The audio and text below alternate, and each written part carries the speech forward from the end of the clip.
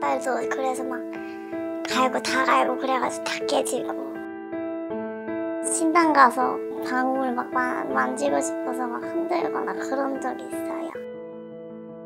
무당을 하셨다가 못하고 엎으신 분이 계실 거야.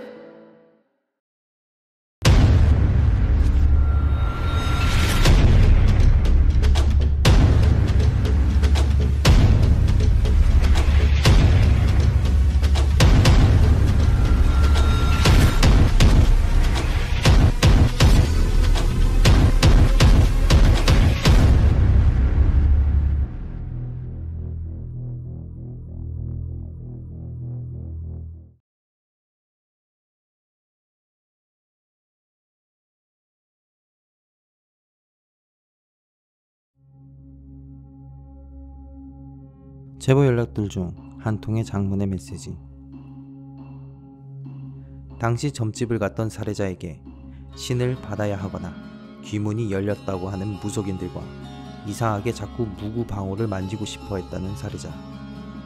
혹시나 자신의 인생이 힘든 이유가 이쪽과 관련된 건가 싶어 답답한 마음에 보내게 된 사연. 그렇게 제작진은 이 의문을 풀기 위해 곧바로 사례자에게 찾아가 보았습니다.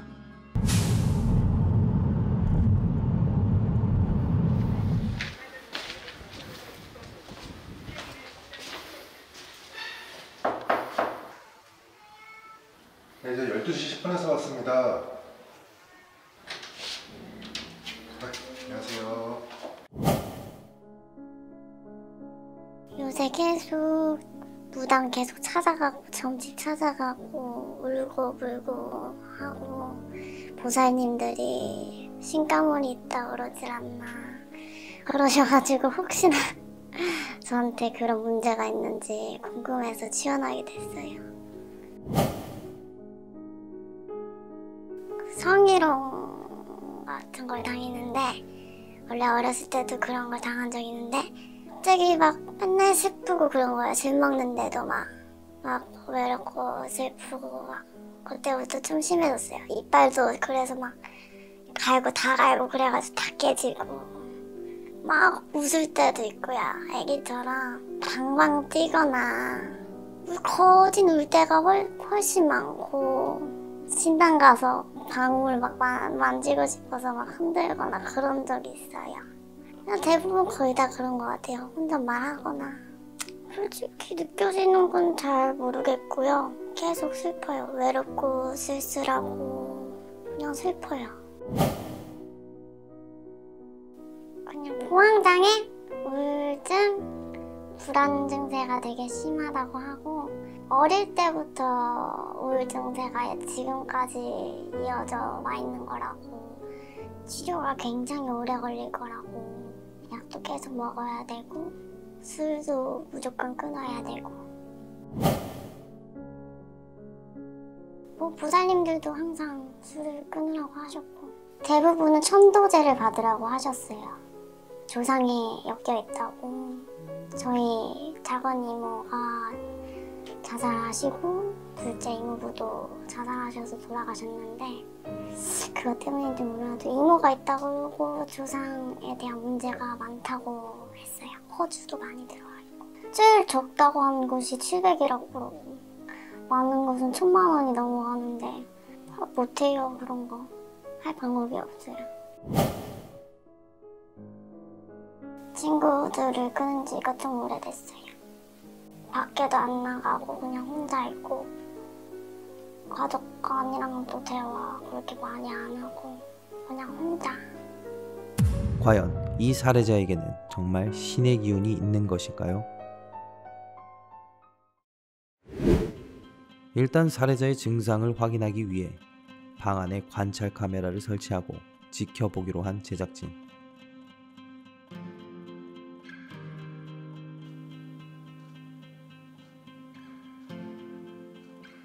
피곤해 보이는 것 외에는 특별한 증상은 보이지 않는데,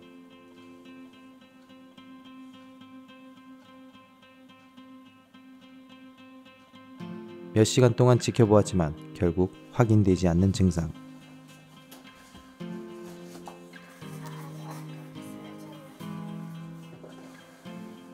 결국 곧바로 천혜암에게 가기로 결정한 제작진과 살해자.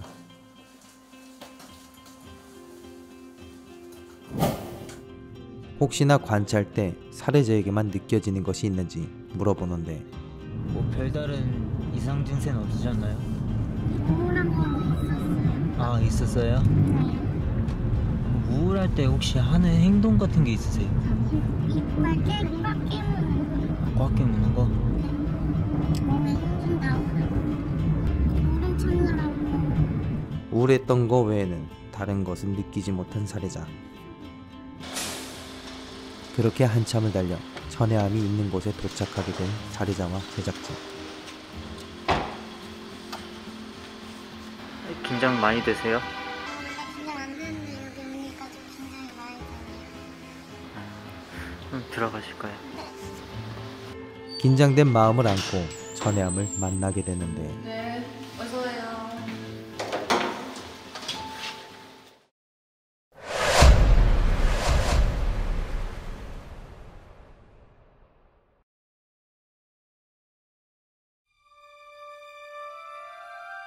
젊은 나이에 혼자서 많은 고통을 겪고 있는 살해자.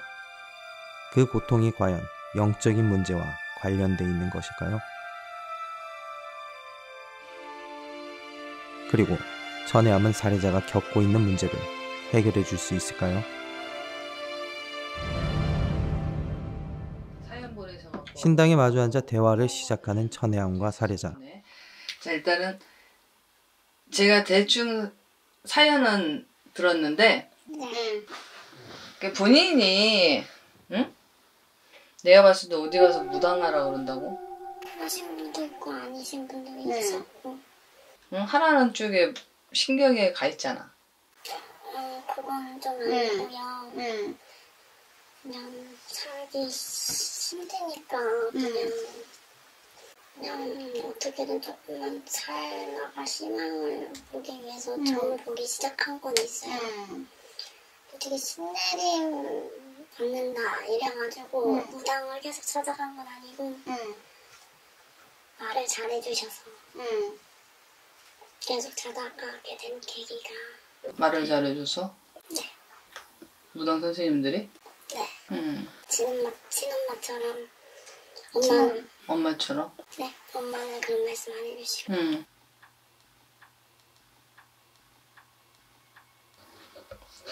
니네 엄마 때를 보면은 누가 이렇게 무당을 하셨다가 못하고 엎으신 분이 계실 거야.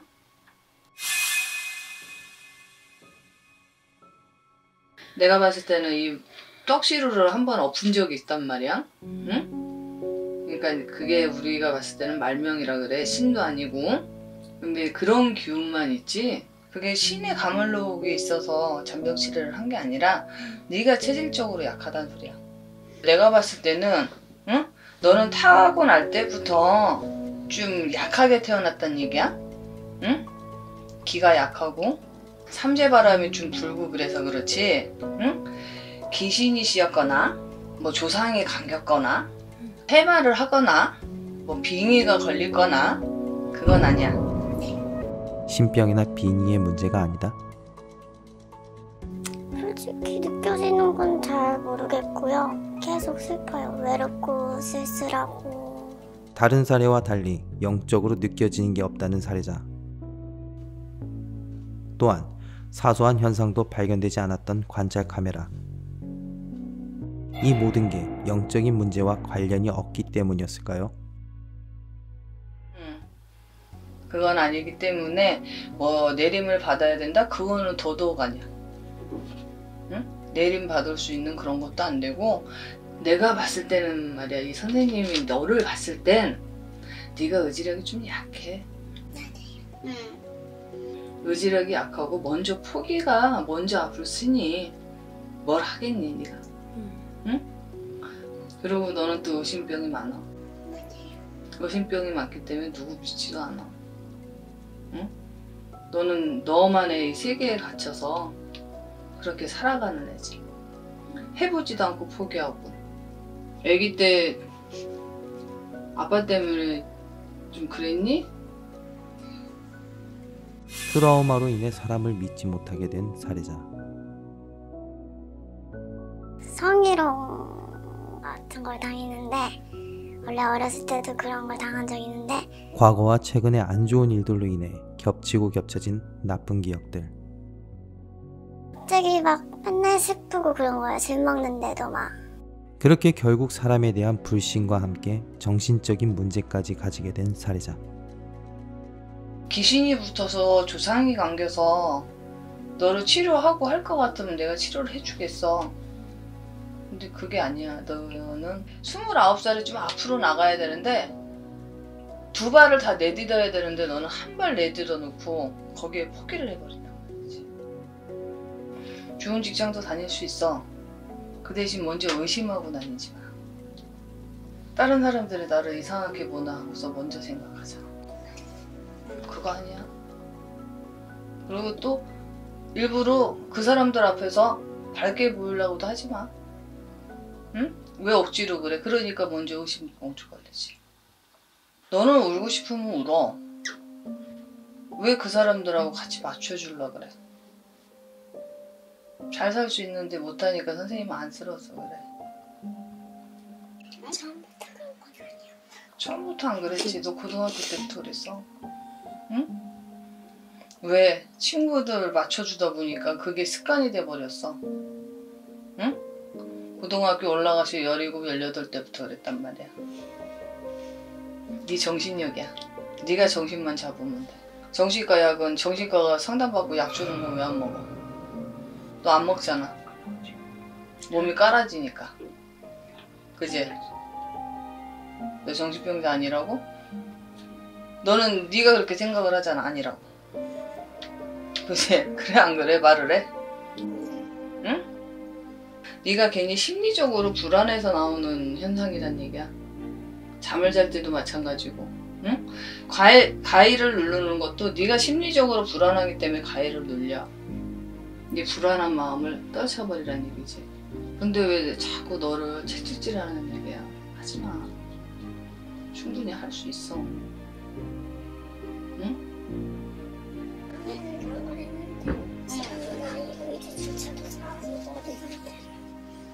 의지는 네가 만드는 거야. 누가 만들어주는 거 아니야. 네 자신이 변해야지 사회생활도 하고 하는 거야. 근데 잘 할 수 있는데 못하는 것도 그것도 잘못이야. 근데 뭐 귀신이 들고 조상이 감아돌고 그런 건 없어. 응. 그리고 넌 무당 안 해도 돼.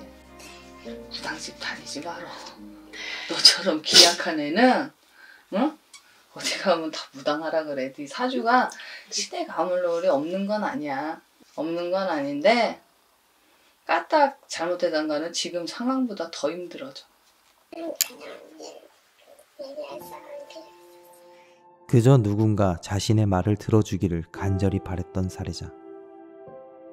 친구들을 끊은 지가 좀 오래됐어요.